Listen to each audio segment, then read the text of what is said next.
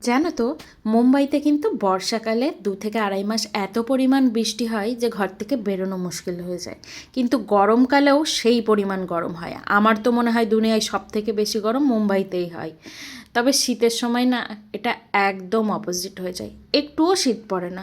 যখনই দেশে ফোন করছি অনেক ঠান্ডা, চারিদিকে কুয়াশায় অন্ধকার, এগুলো শুনছি না মনটা একটু খারাপ হয়ে যায়। ইস, যদি শীতের দিনগুলো একটু এনজয় করতে পারতাম কতই না ভালো হতো। তবে শীতের দিন এনজয় করতে পারছি না বলে কী হয়েছে, শীতের সবজিগুলোতে এনজয় করা যেতেই পারে, তাই না? তো এখানে দেখো আমি সিম, ফুলকপি, মূলো ভালো করে কেটে ধুয়ে সাইড করে নিয়েছি। এবার এখানে নিয়ে নিয়েছি 1 কাপ উড়দ ডাল, 1 কাপ কলাইয়ের ডাল, 1 কাপ তুর ডাল। তো ডালগুলোকে ভালো করে ধুয়ে কড়াইতে জল গরম করে ডালগুলোকে দিয়ে ডালগুলো 95% পর্যন্ত সেদ্ধ করে নেবো। আর এতে পরিমাণ মতন জল অ্যাড করব। আর অ্যাড করব যে সবজিগুলো আমি কেটে রেখেছিলাম সবজিগুলো, আর দিয়ে দেবো একটু পরিমাণ মতো নুন।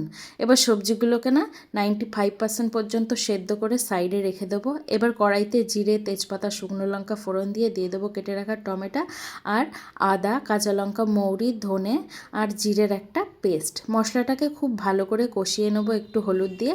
মশলাটা কষে আসলে আগে থেকে সেদ্ধ করে রাখা ডালগুলো সব অ্যাড করে দেবো। ডালগুলো অ্যাড করে এতে আরও সামান্য কিছুটা নুন অ্যাড করব আর অল্প সামান্য চিনি অ্যাড করে ভালো করে 5 থেকে 10 মিনিট ফুটিয়ে নিলেই রেডি শীতের সবজি ডাল। অপূর্ব টেস্টি হয় ডালটা, তোমরা একবার ট্রাই করতে পারো, খুবই টেস্টি। আর আমাকে ট্রাই করার পরে অবশ্যই কমেন্টে জানিও ডালটা কেমন হয়েছে।